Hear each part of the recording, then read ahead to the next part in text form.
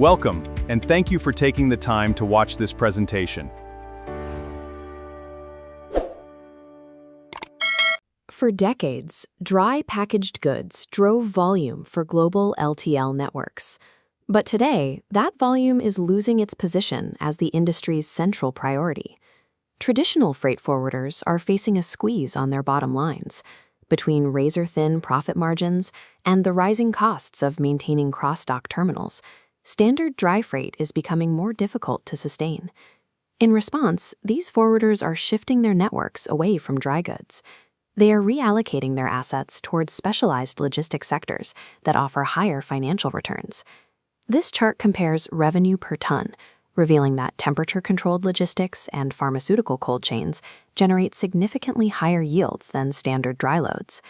Consequently, this line graph overlay tracks the steep upward trajectory of dry shipper spot rates as capacity vanishes.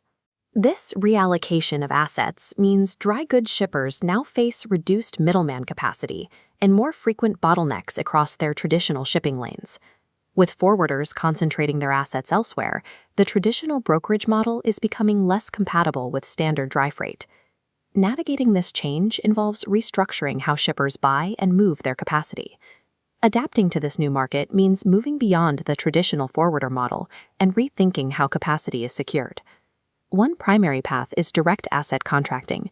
This involves bypassing brokers to negotiate directly with Tier 1 asset-based carriers who own and operate their own fleets.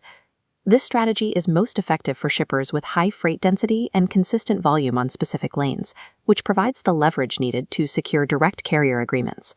For companies that lack that standalone density, multi-vendor consolidation offers a different way to secure space.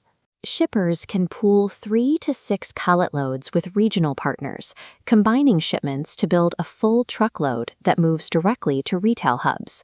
For mid-size loads, partial truckload routing moves freight directly from origin to destination, completely bypassing intermediate cross-dock terminals. Because the freight stays on the same trailer for the entire journey, it eliminates the need for cross-docking.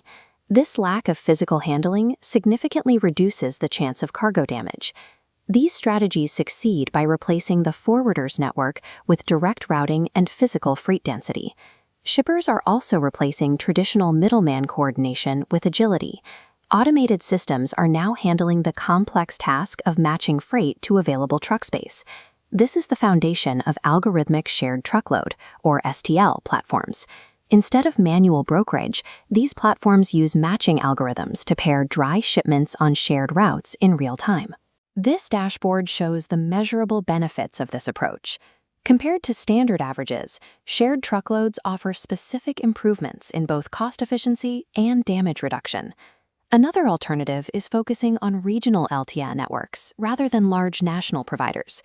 Regional carriers maintain high asset density within 200 to 500-mile corridors, allowing them to move freight quickly across short distances. Because they don't carry heavy overhead of national forwarders, they are efficient and cost-effective. Using algorithmic matching and regional density allows shippers to maintain a high-functioning supply chain without paying the premiums associated with traditional middlemen. Finding new platforms and direct carriers is only part of the solution. For these strategies to work, shippers must also refine their internal warehouse operations. To gain access to the most efficient capacity, a company must become a shipper of choice, a facility that carriers actively want to service. This starts with pallet stackability. Carriers prioritize loads that are uniform and stable, as they allow for safer and faster loading. Shippers must also eliminate box headspace. Removing empty air from packaging ensures that every inch of the trailer's cubic capacity is used effectively. Operationally, loads should be pre-staged on the shipping dock before the driver arrives. This preparation streamlines the entire pickup process. This checklist outlines the standards for an efficient facility. The goal is to maintain a sub-30-minute dock turnaround time, ensuring drivers can get back on the road quickly. The pivot toward high-margin cargo is a permanent shift for many forwarders. By optimizing internal docks and managing routing directly, shippers can establish a more direct and efficient freight operation.